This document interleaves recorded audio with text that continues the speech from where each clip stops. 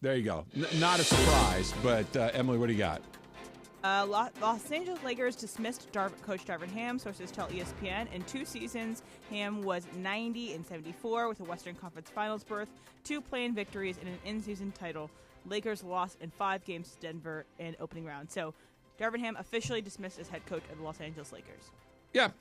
I mean, it's official, and now we can speculate about it in an official capacity, but absolutely no surprise. This is, I don't think, exclusively his fault that the Lakers were knocked out in the first round, but I think that he certainly has some fingerprints on it as well, because simply put, the reason they had to play the Nuggets in the first round is because they were in the bottom half of the draw, as opposed to even in the middle or the top to get to avoid them for as long as possible. You didn't use your best players for the first 50 games of the season as far as your 5 best starting players. And I get it if you're shuffling the deck, Slee, and you find, oh, there it is. We'd never seen that. That's the combination that unlocks everything. That was the same combination that made you go on a run the year before. And that you didn't use that just defied explanation to me. I think also, let's not forget this. And for me, this is the most telling moment of Darvin Ham's time as a Los Angeles Laker. You just lost a brutal game against the Denver Nuggets in Game 2 where you were up 20 points. And Jamal Murray hits a dagger over arguably your best player in Anthony Davis. And I get there's a lot of emotion in that game. I get you're down 0-2. I get that Anthony Davis, LeBron James, Darvin Ham probably all believed at that moment we're not winning 4 of 5 games against the Denver Nuggets. But for Anthony Davis to say at that moment, we don't know what we're doing. On both ends. On both ends of the floor. That is a direct shot at the coaching staff. That's a direct shot at Darvin Ham. I thought the only way Darvin Ham keeps his job is if you basically had players that were saying, if you think we didn't get to the NBA Finals or we couldn't get past the Denver Nuggets because Darvin Ham was the problem, you're all idiots. He's not the problem. I also did not hear players coming out of their way to say Darvin Ham should be our coach. Breaking news on ESPN is brought to you by Valvoline Instant Oil Change, home of the 15-minute drive-through oil change. Visit SoCalOilChange.com for locations and coupons today.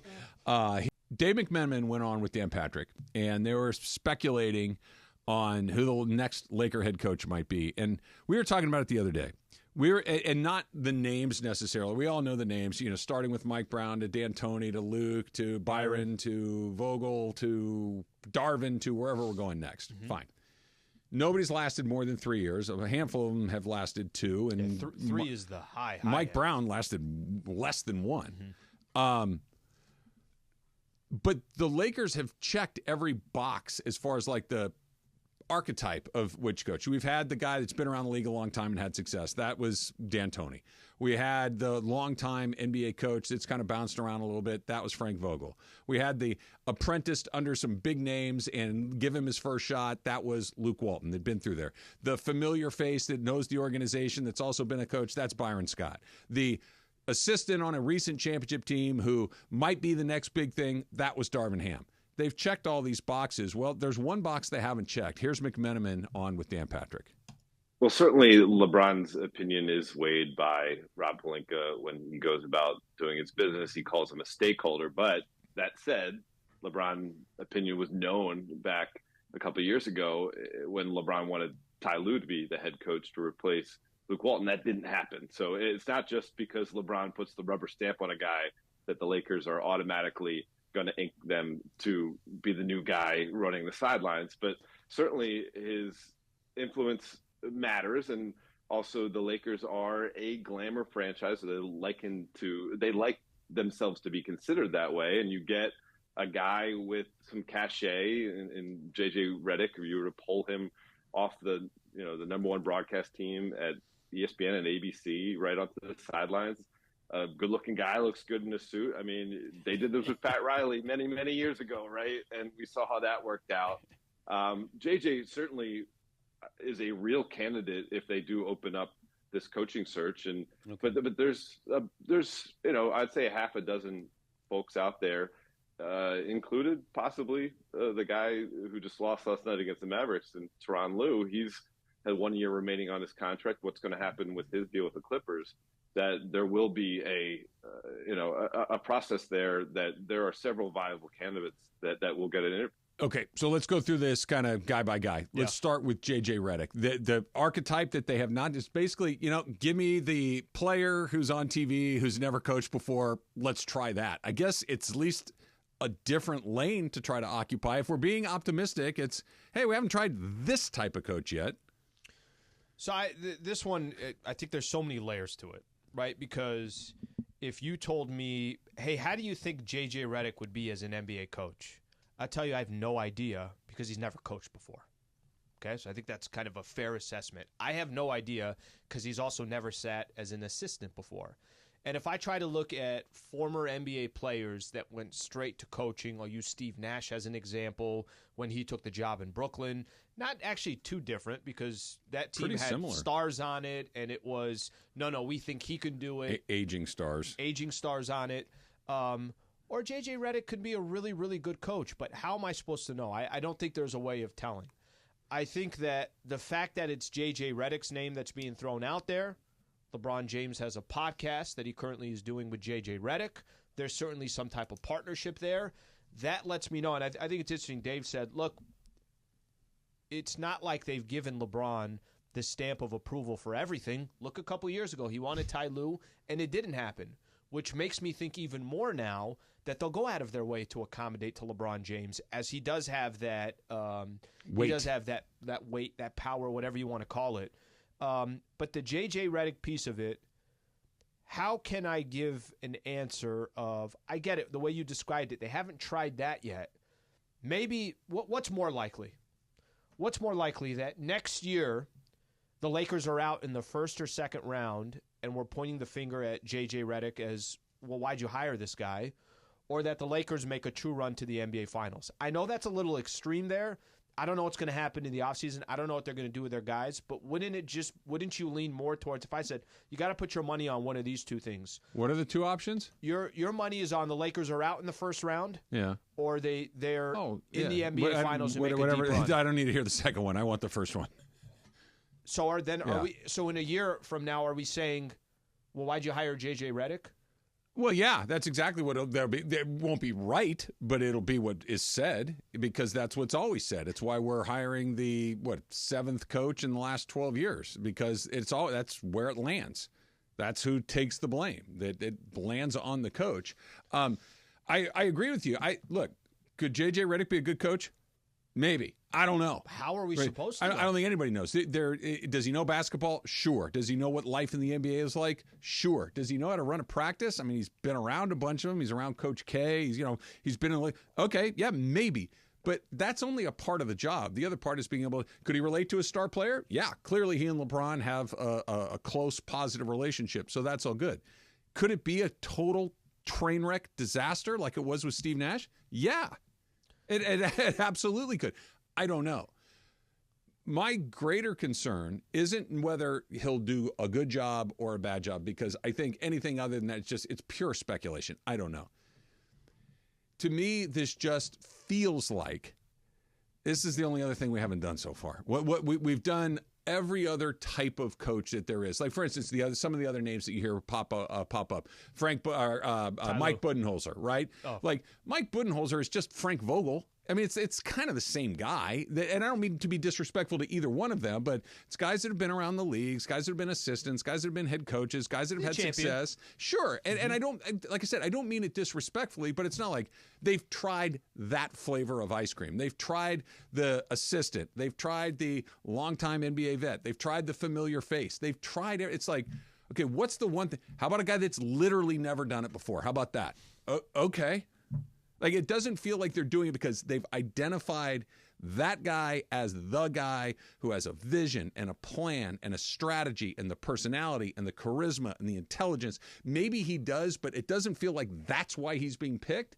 It feels like we haven't tried that flavor of ice cream. Can I tell you something? I don't even think it's that. I think it's LeBron said him? Yeah. You think it's as easy as that? LeBron said that's the flavor of ice cream you're trying? If LeBron James, let's take a different, let's say J.J. Redick wasn't doing a podcast with LeBron James. let's say, I just think that relationship is what ties that together for me, and that's it. Like, and I think the way you put it too, he may very well. We might look back at this in a couple years and be like, "Damn, JJ Redick, great hire. Dude's a good coach." Yeah, but I don't know. Neither does LeBron. Neither does any of the front office. Neither does JJ Redick, knowing if he can coach in the NBA on a day. Maybe he believes it, all that stuff. But I don't think it's. I think it has less to do with let's try something we haven't tried. I think it has more to do with LeBron, JJ Redick. That's what I think it would be. By the way, we have no idea if that's going to happen. Darvin Ham hasn't even been fired yet, as we mentioned. Yeah. But I think if it's Ty Lue that ends up being the coach of the Lakers, that's different. That's different. That's different. And we'll talk about that coming up next. But I do think the Redick part, whether it's from LeBron or whether it's just from the, hey, we haven't shopped in that aisle of the store yet. Okay, fine. But that's not vision. That is, what else have we tried? Let's just try something different. Just, okay, no, as opposed to, this is what we need. Let's identify the thing that we need. We need a vet. We need a young. We need an assistant. We need experience. We need new blood. It just feels like this is just the next thing you try before you try the thing you try after that. It doesn't feel like it's been identified. Maybe it's by LeBron, which, if that's the case, okay, maybe not. Time will tell. But it doesn't feel like it was, what we're going to do? We're going to move on from Darvin Ham because JJ Redick's got the goods. Mm-hmm. Who knows if he does? For what you think of the Celtics, but they identified coaches. Yes. Starting with Brad Stevens to Ime Udoka, I know didn't work out. But not because he wasn't a good coach. I agree. Yeah. I agree. But they identified, I didn't know some of these names until, okay, maybe I had a little bit of a, and I'm just using Boston as one example, but that's saying we found a coach and we're going to go get that coach. Pat Riley said Eric Spoelstra is the coach of this team. Mm-hmm. And even when the stars are like, hey, he's like, go back to work, he's not going anywhere because I know I've put my finger on the right guy. That's vision. That's commitment to what you want to get done in an organization. That's having your guys back, even if it gets off to a rocky start. And by the way, a brand new guy who's never done it, the entire first year is the start. Lakers as the first place to do this, we just did that. With the pressure, it's going to be churned up like always. The clock's ticking so loud. And again, listen, if you told me J.J. Redick just got a job, I'm just a random example. J.J. Redick just got a job. He got a 3-year deal with the Utah Jazz. I'd say, okay, that makes sense. Yeah. JJ's going to have an opportunity. He's not being asked to win right away. He's going to develop this, that. That wouldn't be the case if he got the job with the Lakers. Ty Lue's different. That's coming up next. It's Travis Lee, 710 ESPN. So we're in 7th and 8th place for the entire year. And they've lost 8 of 9 games in the playoffs to one team. That's what I'm saying. Yes, the Nuggets thing is bad, but had they run into the Nuggets and it had been the opposite, they've been in the 7, 8, 9 spot for a number of years in a row. That's not just bad luck that you drew the Nuggets. That's you're in that mix of teams. This isn't where they just drop down there this year and they've kind of been living down there for the last handful of years. And that's why they're going to have a new coach. That's why all of a sudden Ty Lue's name is coming up. His is the one that I think is fascinating because there's scuttlebutt that he may not love where he is with the Clippers right now. He's got 1 year left on his deal, right? They just re-signed Kawhi Leonard to a long-term deal, who's a terrific player, but he never plays. Yeah, when he's there. And I was going to say, and this isn't an odds bad. It's been 5 years where he hasn't really played. That's not that's a trend. That's going to continue to happen. They've tried, whether it was load managing. They've tried everything. They've tried everything, and postseason comes. He's got a relationship with LeBron James, which obviously is an incredibly important part of this. Mm-hmm. He has experience in the NBA in a variety of different places. It's not just that, I coached LeBron in Cleveland and then he went home and sat on his couch for a bunch of years. Like, he's been around the league. He's widely thought of as a very good coach around the league. But also, what has he won without LeBron in terms of as a head coach? That's everybody. You know what I mean? Nobody has taken the Portland Trailblazer roster and won a championship with. Everybody's got good players that wins a title. Ty Lue's a good coach. I think so too. Mm-hmm. But Steve Kerr hasn't done anything without Steph Curry. You know, I get it. You need great players to be sure, but a good coach can complement great players. Ty Lue seems to check a lot of these boxes. They didn't do it the first time. You wonder, given an opportunity, if they would do it the second time. By the way, you could look at that. The first time around, it was no, we're going to hire your assistant coaches. Yeah, well, I'm going to go ahead and sign with the Clippers, where that front office is going to let me do what I need to do. And if the Clippers are out, 24 hours from today, if we're talking about the Clippers season being done, I think the question for Ty Lue, and I don't know, I'm not going to sit here and try to break down his contract. He's got another year left. I don't know what happens in regards to that. I think if you asked right now, which front office do you have more confidence in? If I'm Ty Lue and I get to pick, hypothetically, I get to pick, do I want to coach the Los Angeles Lakers or do I want to coach the Los Angeles Clippers? I think long term, where the Clippers are going to go, I would believe more in that front office. Just the structure of it all. Yeah, I'm with you. Short term, I'm trying to win a championship right now. I'm going with LeBron James. Of course. I'm going with LeBron. I'm going with Anthony Davis. And he's awesome. Being a part of the lot. I don't think him being the coach of the Lakers would intimidate him. Any of that. I don't think he cares about any of that stuff.